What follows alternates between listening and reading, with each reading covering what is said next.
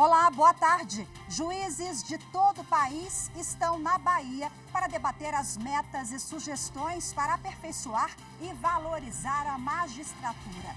No segundo dia do 17º Encontro Nacional do Poder Judiciário, promovido pelo Conselho Nacional de Justiça, presidentes dos tribunais superiores apresentaram os resultados alcançados em 2023.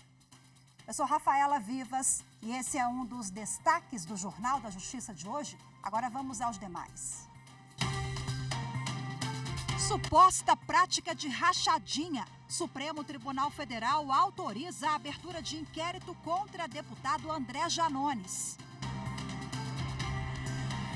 Com a autorização da Justiça, a Polícia Federal faz operação para desarticular esquema que enviou 43 mil armas de fogo para as principais facções criminosas do país. E ainda, Tribunal de Justiça de Mato Grosso entrega a certificação a 23 novos instrutores de círculos de paz.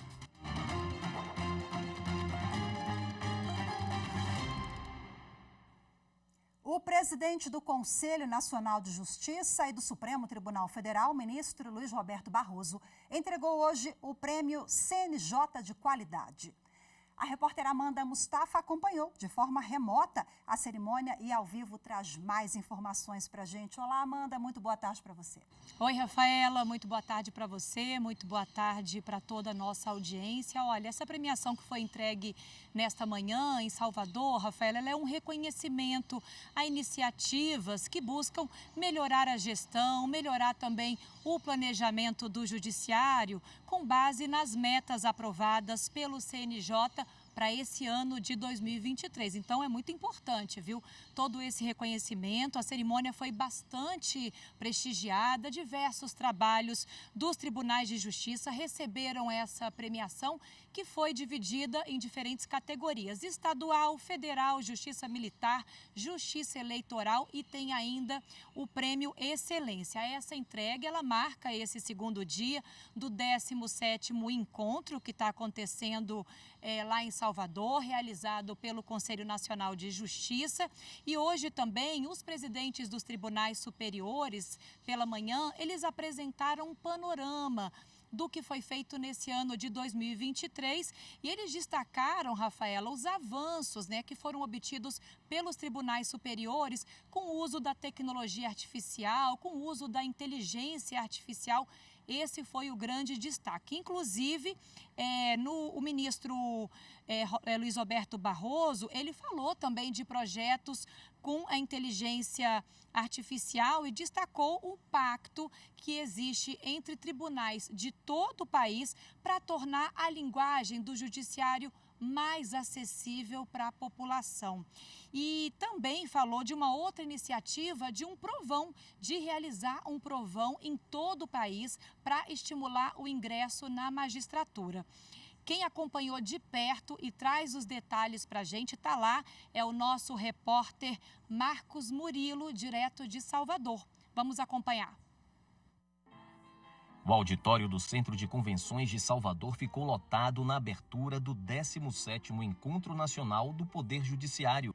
O encontro foi aberto pelo presidente do STF e do Conselho Nacional de Justiça, ministro Luiz Roberto Barroso. Em sua conferência magna, ele anunciou a criação de um exame unificado para a magistratura e medidas para aumentar a equidade racial no judiciário. Nós faremos um provão nacional que funcionará como um requisito de habilitação para realizar os concursos. Cada tribunal continuará com toda a sua autonomia para realizar o seu concurso, constituir as suas bancas, seguir as suas próprias regras. O provão nacional vai ser apenas um requisito de habilitação. Um outro projeto que nós estamos formatando ainda e que ainda vou conversar internamente no Conselho Nacional de Justiça, mas que já tem um apoio geral, é relativo à questão da equidade racial. Nós estamos estruturando, junto com a Fundação Getúlio Vargas de São Paulo, com o professor Oscar Vilhena Vieira e com outros parceiros que estamos agregando, um grande programa de bolsas de estudos por 2 anos, com pagamento de uma verba mensal, para que candidatos negros consigam se preparar melhor e se tornarem mais competitivos nos concursos da magistratura e, assim, conseguirmos aumentar a equidade racial no âmbito do Poder Judiciário. O presidente do STF também falou dos projetos que vem desenvolvendo na sua gestão à frente do tribunal. Um deles é a criação de mecanismos tecnológicos para dar agilidade à justiça brasileira através da inteligência artificial. A primeira, para mudar a vida dos tribunais superiores, é um programa de inteligência artificial que seja capaz de receber o processo lá com todos os seus volumes e resumir, 1, o fato relevante, 2, a sentença de primeiro grau, 3, a decisão de segundo grau, 4, as razões de recurso. O segundo pedido é ainda mais sofisticado, é o de se criar um chat GPT, portanto, uma ferramenta de inteligência artificial que nós possamos alimentar com toda a jurisprudência do Supremo, toda a jurisprudência do STJ, toda a jurisprudência de todos os tribunais e que ele seja capaz de, diante do caso, oferecer uma proposta de solução. E, por fim, nós estamos usando um pedido, e aqui já agora no âmbito da plataforma digital do Poder Judiciário e do Códex, em que a gente precisa ser capaz de ter uma base de dados comum para todo o país, uma única interface e depois criar uma única base de dados para a pesquisa de bens do devedor, sem que se precise entrar no Banco Central, nos cartórios e em diferentes sites, o que também simplificará, assim eu penso, a vida de todo mundo. Uma das preocupações do ministro Barroso é com a dificuldade de comunicação do judiciário com boa parte da população brasileira. Para facilitar o acesso dessas pessoas à informação, está sendo lançado aqui em Salvador o Pacto pela Linguagem Simples. São recomendações que vão melhorar a comunicação do Poder Judiciário. Esse é um esforço de comunicação que eu acho que o Poder Judiciário tem que fazer com toda a sociedade.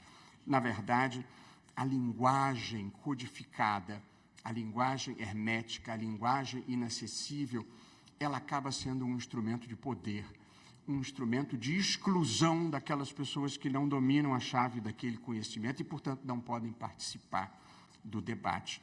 E quase tudo que nós decidimos, quase tudo, pode ser explicado numa linguagem simples que as pessoas sejam capazes de entender, ainda que para discordar, mas discordar daquilo que entenderam.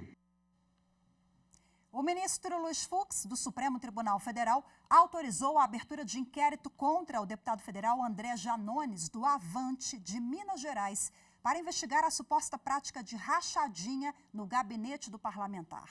O pedido foi feito pela Procuradoria-Geral da República. A Amanda Mustafa tem as informações. O pedido da PGR se baseou em um áudio divulgado na semana passada, em que o parlamentar afirma que alguns servidores do gabinete dele deveriam devolver parte dos salários para ajudar a pagar prejuízos que o deputado teve na campanha municipal de 2016. Na decisão, o ministro Luiz Fux destacou que a instauração de inquérito é um ato formal para que a investigação proposta pela Procuradoria-Geral da República possa tramitar regularmente, o que não significa formação de juízo quanto à procedência ou improcedência dos indícios de irregularidade. O ministro também autorizou que a Polícia Federal colha os depoimentos de Janones, assessores e ex-assessores do deputado sobre os fatos, no prazo de 60 dias. A seguir, o Ministério da Saúde inclui 165 novas patologias na lista de doenças ocupacionais. Os detalhes em instantes, voltamos já.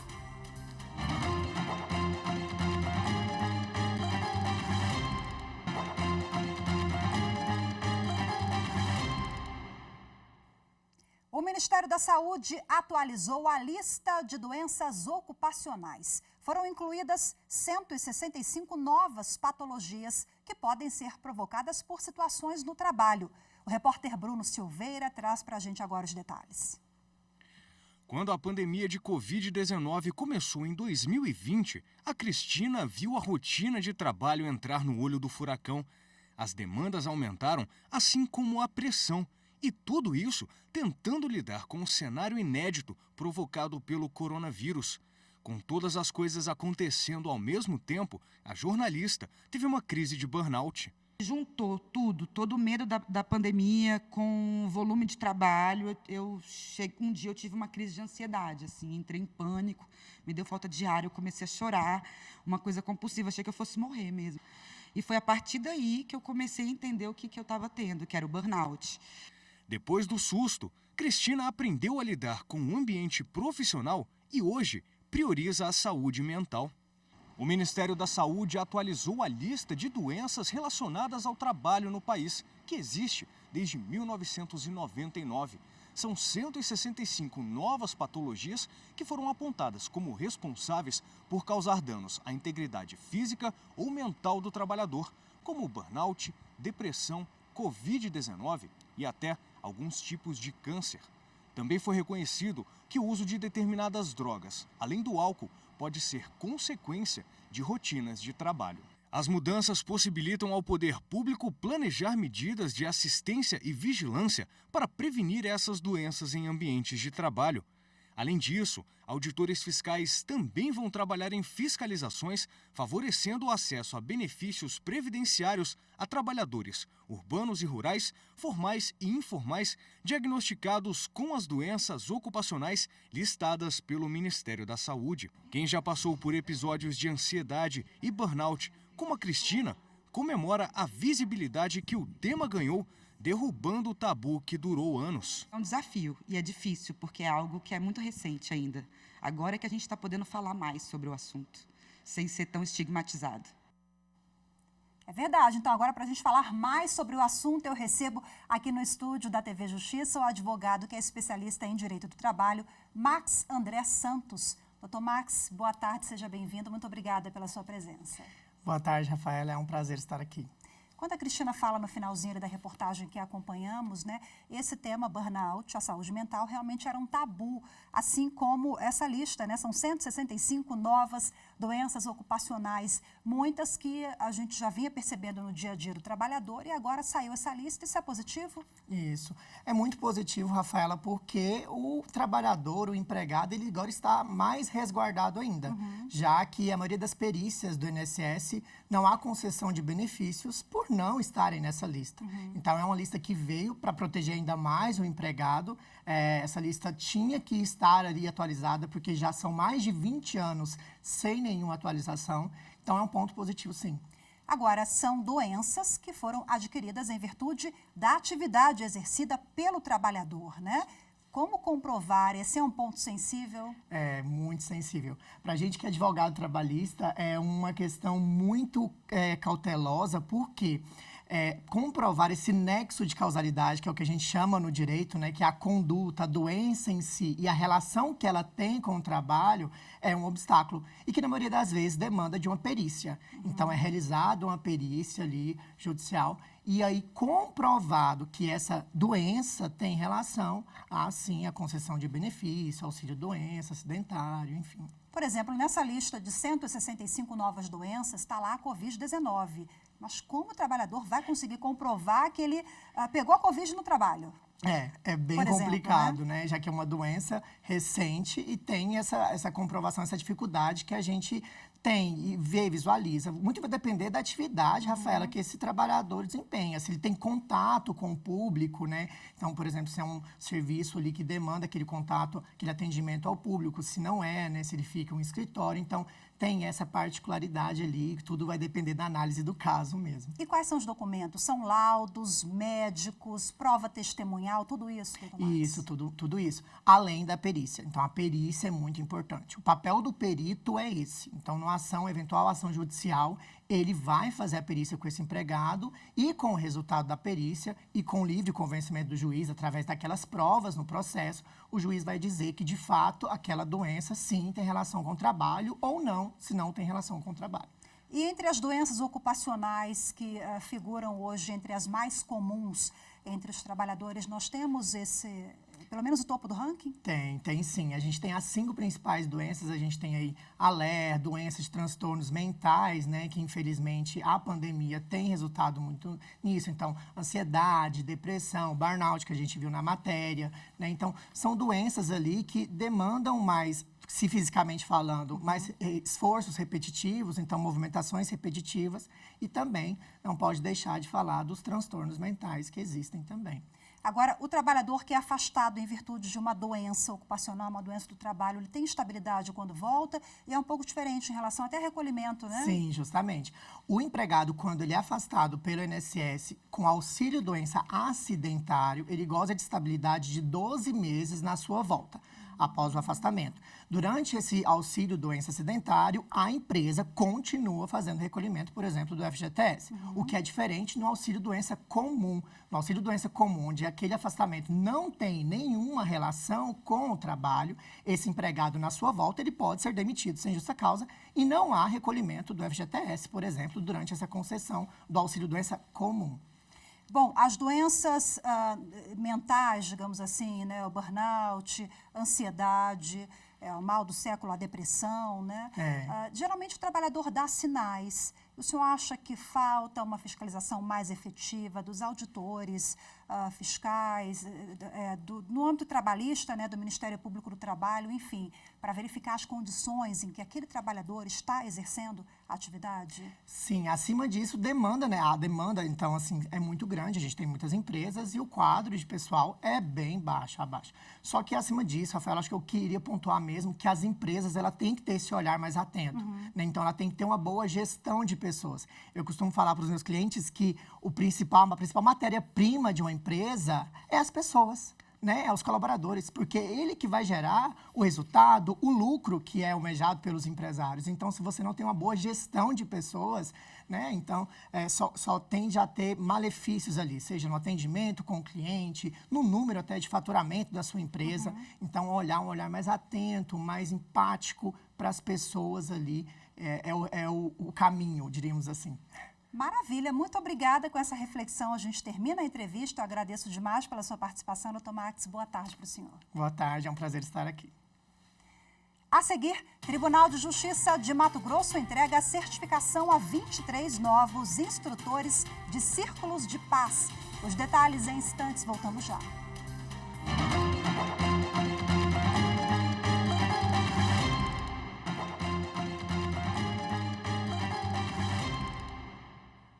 A terceira turma do Superior Tribunal de Justiça decidiu que patrocinador não tem que indenizar juiz de futebol por uso de marca no uniforme oficial. Mais informações na reportagem de Jéssica Castro. O colegiado negou o provimento ao recurso especial de um juiz de futebol que pretendia ser indenizado por um patrocinador do Campeonato Brasileiro, cuja marca foi exposta nos uniformes das equipes de arbitragem que atuaram nos jogos. De acordo com a terceira turma do STJ, se houve violação do direito de imagem, como alegou o árbitro, a responsabilidade não foi do patrocinador, que negociou diretamente a publicidade com a Confederação Brasileira de Futebol. O árbitro alegou que houve uso indevido da imagem dele para fins comerciais, porque o patrocinador não obteve autorização individual para estampar a marca no uniforme do profissional nas partidas do Campeonato Brasileiro de 2012 a 2014. Ele pontuou ainda que também não recebeu remuneração específica por essa exploração, mas o pedido de indenização por danos morais e materiais foi julgado improcedente nas duas primeiras instâncias, e o árbitro recorreu então ao Superior Tribunal de Justiça. A relatora do recurso, ministra Nancy Andrighi, explicou que o caso diz respeito à suposta violação do direito de imagem de forma individualizada, sujeita às normas gerais da responsabilidade civil, e ressaltou que, conforme exposto pelas instâncias ordinárias, o próprio árbitro admitiu que não houve utilização direta de sua imagem individual em peças de propaganda. Como a ação indenizatória foi movida exclusivamente contra o patrocinador, o qual não usou a imagem individual do árbitro em nenhuma peça publicitária, a terceira turma acompanhou o voto da relatora e não reconheceu o direito à indenização.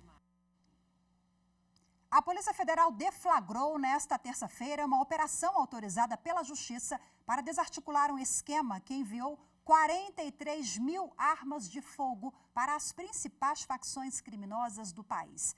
A operação conjunta entre Brasil, Paraguai e Estados Unidos cumpriu 83 mandados, sendo 25 de prisão preventiva, 6 de prisão temporária e outros 52 de busca e apreensão no Brasil, Paraguai e Estados Unidos. A reportagem é de Bruno Silveira.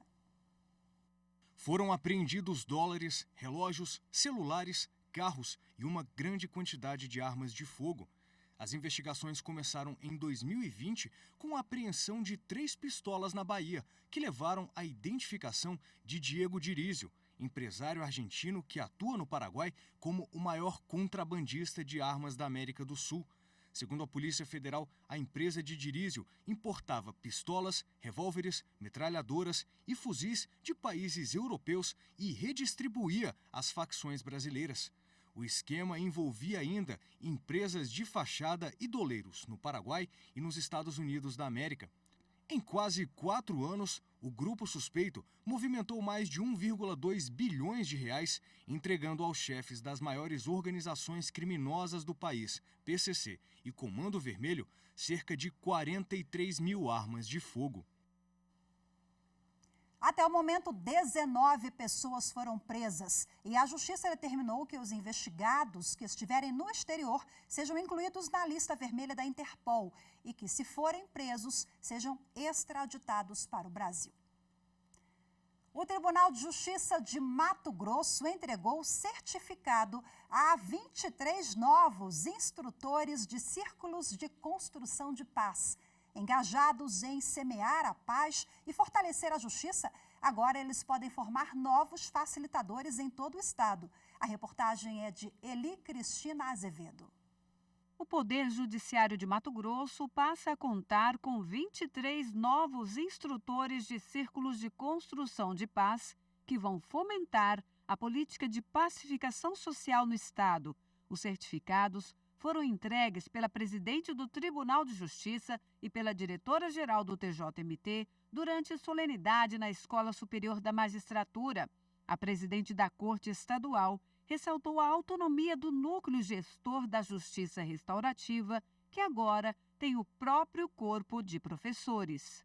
Como é uma política em franca expansão, nós precisamos e celebramos muito essa conquista de termos mais 23 pessoas aptas a ensinar a metodologia onde quer que sejamos solicitados por meio das nossas parcerias.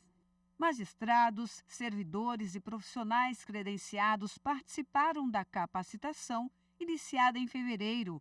Para a instrutora que falou em nome da turma, a técnica do diálogo aprendida para a atuação em círculos menos complexos pode ser usada em diversos ambientes. Nas escolas, que é o foco do Tribunal de Justiça, a gente vai trabalhar sobre o bullying, sobre questão de respeito, indisciplina dentro da sala de aula. Quando se está numa equipe de trabalho, a gente procura fortalecer esse relacionamento dessa equipe de trabalho. Então, menos complexo é quando não há um conflito em si, mas a gente busca a conexão das pessoas, o diálogo e a prevenção desses conflitos. Percorremos aí uma caminhada de mais de 100 horas de trabalho para formar pessoas habilitadas a conduzirem cursos para formar facilitadores de círculos de construção de paz. Para expandir o uso da ferramenta, o Judiciário realizou diversos círculos de construção de paz durante o ano, abrangendo vários setores e comarcas. Em Sorriso, foram realizados centenas de círculos em escolas, faculdades e prefeitura. Também foram realizados círculos temáticos, como Outubro Rosa, em Chapada dos Guimarães. O tribunal está investindo justamente na valorização do ser humano. Até hoje, o Estado ele já atingiu mais de 21 mil pessoas que passaram por círculos de construção de paz. E isso é fruto também desse resultado desses 23 instrutores que hoje estão recebendo o título, uma vez que a gente está contribuindo com esse crescimento da justiça restaurativa no Estado.